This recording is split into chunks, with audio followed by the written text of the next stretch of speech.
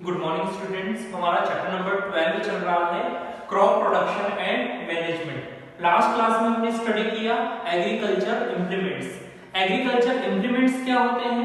हमने देखा कि जब हम क्रॉप का प्रोडक्शन करते हैं उसके पहले हमें सॉइल को प्रिपेयर करना होता है कि जब हम सीड्स को उसके अंदर इंजेक्ट करें या प्लांट करें तो वहां पर जो हमारे सीड्स हैं उनकी प्रॉपर ग्रोथ हो और वो अच्छे से बढ़े और जो हमारे डिजायर्ड क्रॉप प्रोडक्शन है उसको फुलफिल करे और वहां पर ग्रेन या उससे मिलने वाले जो वेजिटेबल्स हैं वो गुड क्वालिटी के हो।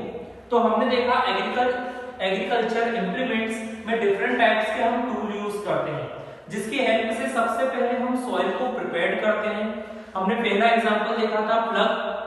प्लग क्या होता है? हल होता है जिसकी हेल्प से पहले ट्रेडिशनल वे में सॉइल को प्रिपेयर किया जाता था, लेकिन फिर धीरे धीरे जब टेक्नोलॉजी बढ़ी तो इन्हें ट्रैक्टर के जो बैक साइड में ही इसे बिल्ड किया गया जिसकी हेल्प से बहुत सारा work at the same time complete होने लगा और वहां पर हमें लेस लेबर की भी जरूरत हुई और वहां पर हमारा टाइम भी सेव हुआ। तो यहाँ पर क्या हुआ, सबसे पहले हमने सॉइल को प्रिपेयर करा। मींस डिफरेंट टाइप से हम देखें स्टेप बाय स्टेप जब हम आगे बढ़ते हैं तभी हम क्रॉप प्रोडक्शन को बढ़ाते हैं या कहें क्रॉप प्रोडक्शन का हम प्रोडक्शन बढ़ने लगता है। तो सबसे पहले हमने देखा था preparation of soil. Preparation of soil में हमने सॉइल को प्रिपेयर किया। अब उसके बाद जो हमारी नेक्स्ट स्टेप आती है वो होती है सोइंग सीड्स। सबसे पहले हमने सॉइल को प्रिपेयर किया और नेक्स्ट स्टेप में क्या किया, अब हमें हमारे जो सीड्स थे उन्हें हमें बोना या हमें सो करना है, वहां पर उन्हें ग्रो करने के लिए सॉइल के अंदर हमें उन्हें फील करना है, उन्हें रोपिंग करना है। तो सबसे पहले क्या हुआ, प्रिपरेशन ऑफ सॉइल। उसके बाद हमने देखा सोइंग सीड्स। अब ये जो सोइंग सीड्स है हम सॉइल के अंदर कैसे इंजेक्ट करें, तो इसकी डिफरेंट टाइप की मेथड है। तो पहले हम देखते हैं हमारी मेथड होती है बाय ट्रेडिशनल टूल। हम हमारे जो सीड्स हैं उन्हें हम हमारे सॉइल के अंदर कैसे सो करें, तो पहले होगा by traditional tool. Traditional tool कैसा होता है, एक फनल शेप का होता है जिसका जो अपर एंड होता है वहां पर हम हमारे सारे सीड्स को कलेक्ट कर लेते हैं और उसका जो अगला एंड होता है वो काफी शार्प होता है, वहां से सिर्फ वन बाय वन एक एक करके ये सीड्स पास होते हैं। तो जब हमें सीड्स को सो करना है सॉइल के अंदर तो वहां पर जो हम हमारे सीड्स को जो हमारा फनल है उसके टॉप में कलेक्ट करते हैं और वन बाय वन जो उसका शार्प एंड है उससे वो सॉइल एक पर्टिकुलर मैनर में अरेंज होते जाते हैं और सॉइल के अंदर सो होते जाते हैं। अब हम देखें एट अ प्रेजेंट टाइम में किसकी हेल्प से होता है, बाय सीड ड्रिल। अब जो हमारे सीड्स को जो हम सो करते हैं किसकी हेल्प से करते हैं, बाय सीड ड्रिल। अब देखते हैं बाय सीड ड्रिल। तो इस सीड ड्रिल में क्या होता है, लॉन्ग ट्यूब्स होते हैं which are connected at the top with funnel. यहाँ पर क्या होता है कि हमारे पास बहुत सारी लॉन्ग ट्यूब होती है जो किससे कनेक्टेड होती है, टॉप विद अ फनल। हमने देखा कि उसके एक एंड में फनल होती है जहां पर क्या किया जाता है, बहुत सारे जो हमारे सीड्स होते हैं उन्हें हम इकट्ठे करते हैं। जो हमारे गुड क्वालिटी के सीड्स होते हैं उन्हें हम सबसे पहले अलग करते हैं, शॉर्ट करते हैं और उन्हें इकट्ठे करते हैं फनल के अंदर। अब ये फनल के हेल्प से अब यहाँ पर इकट्ठे हुए हैं, अब हम इन्हें ट्यूब के अंदर पास करते हैं।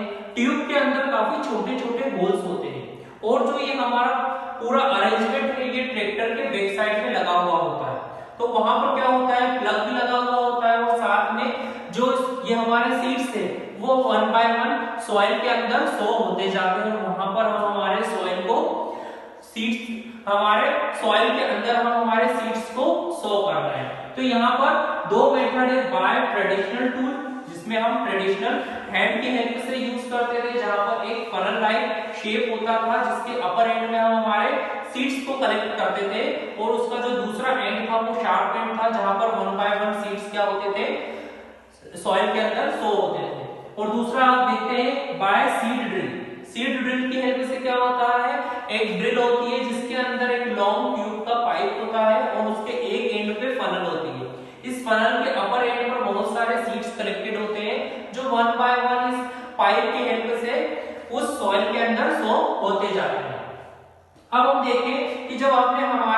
सॉइल के अंदर हमारी सीड्स को हमने सो किया, उसके बाद क्या होगा हम देखते हैं, तब हम करते हैं ट्रांसप्लांटेशन। ट्रांसप्लांटेशन क्या होता है? Seeds are first sown in the nursery.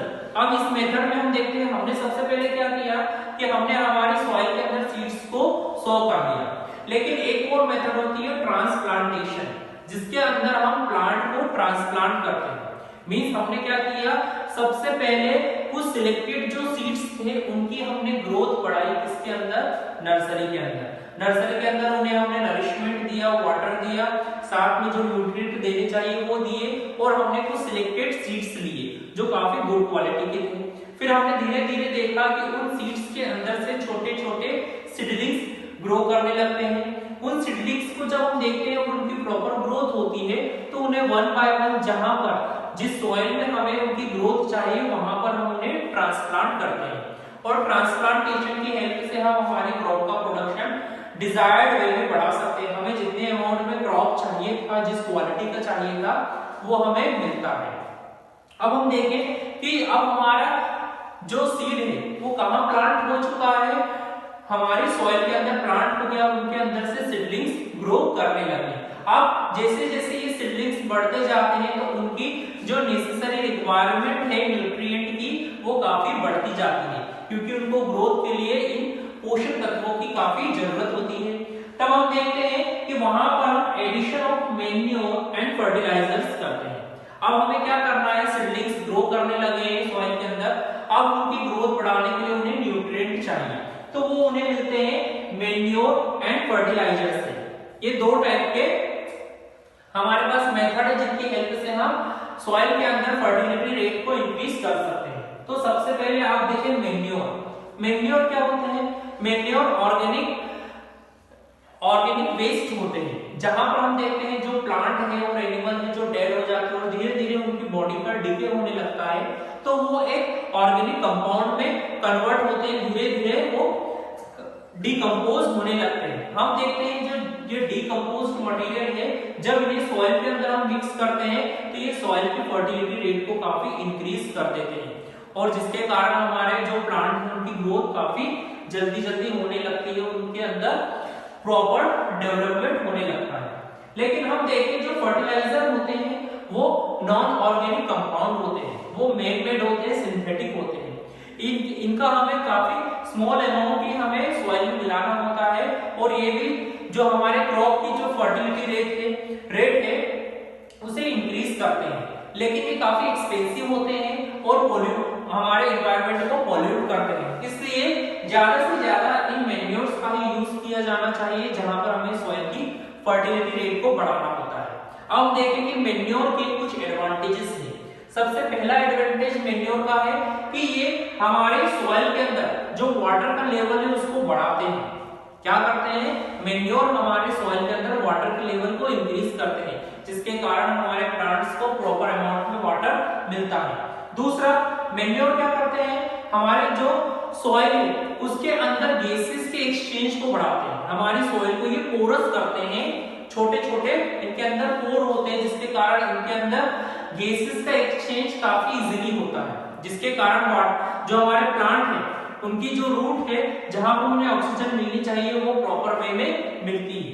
और थर्ड देखते हैं मैन्योर का एडवांटेज क्या होता है, वो सॉइल के टेक्सचर को यूनिफॉर्मली बनाते हैं।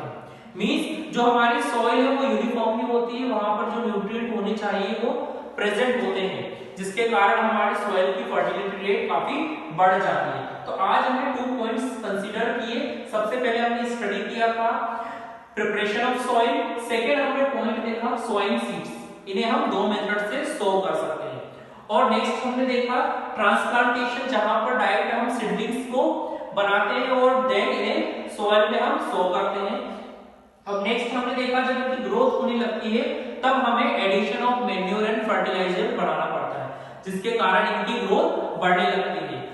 बाकी के जितने पॉइंट है हम उन्हें नेक्स्ट क्लास में डील करेंगे।